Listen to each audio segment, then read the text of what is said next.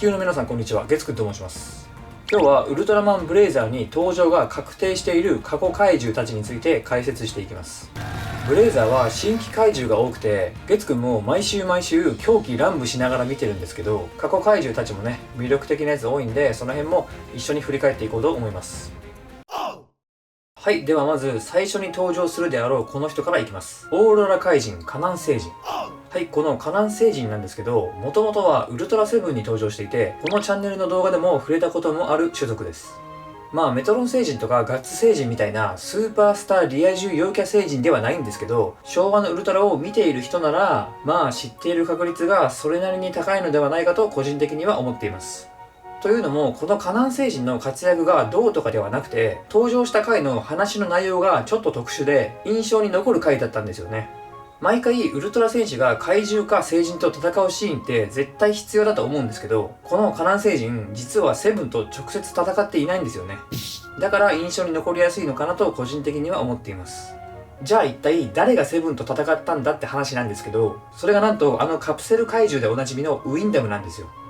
どういうこと？マジ意味不なんですけどとか思ったり思わなかったりいろいろだと思うんですけど、このカナン星人はオーロラ光線という機械を狂わせる光線が得意なんですよね。それで機械生命体であるウィンダムがテンパってセブンに向かっていってしまったというわけです。当然全く叶わず、戦いというか子供と大人みたいなじゃれ合いみたいな感じになってました。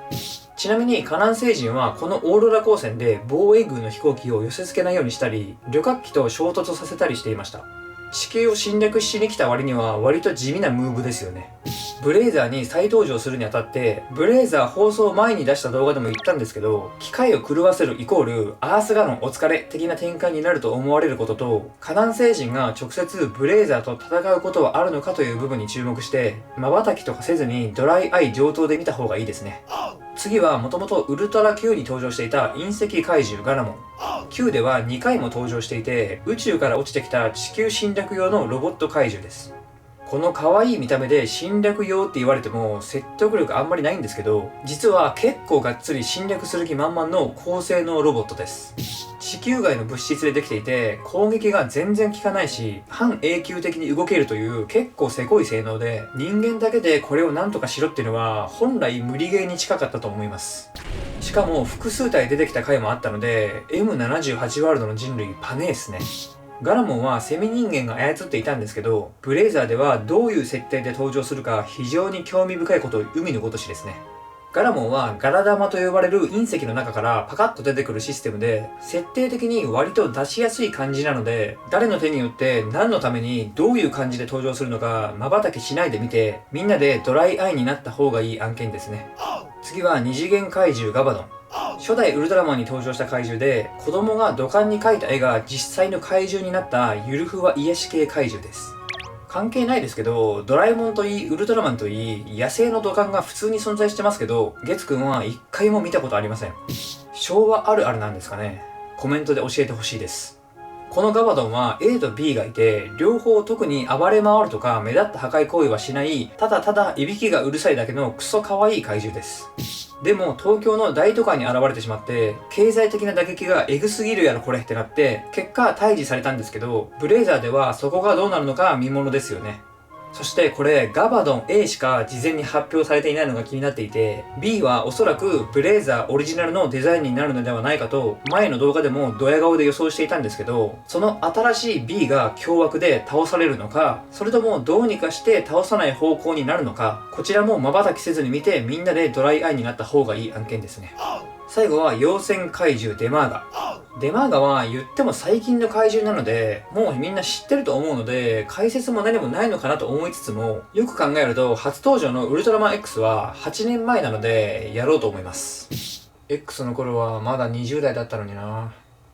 デマーガは体の8割近くが溶けた鉄で構成されているとにかく熱い怪獣で、出てきただけで近くの川が沸騰してしまうほどです。ニュージェネ怪獣の中でかなり人気がある怪獣で、 X の他にもオーブとか Z とか結構どこの宇宙にも生息しまくっている怪獣で、剣デマーガとかカミソリデマーガとかいろんな亜種も登場しています。今回も通常のデマーガとちょっと違う亜種っぽいやつと両方出てくるっぽいので、なんかシンプルに楽しみですね。今回再登場する他の怪獣や聖人と違って、再登場組の中では近年かなりおなじみとなっている怪獣なんですけど、またこいつかよ感はそんなになくて、むしろ怪獣の見せ方がしっかりしているブレイザーだからこそどうなるのか楽しみな怪獣ですね。はい、こんな感じでささっと解説というか紹介してきましたけど、とにかく楽しみですね。楽しみでしかないです。新規怪獣が多いからこそ過去怪獣もより一層楽しめるという相乗効果がえげつないことになっていると月くんの中で話題になっています。他にも過去怪獣の再登場が確定したら光の速度で動画にしようと思います。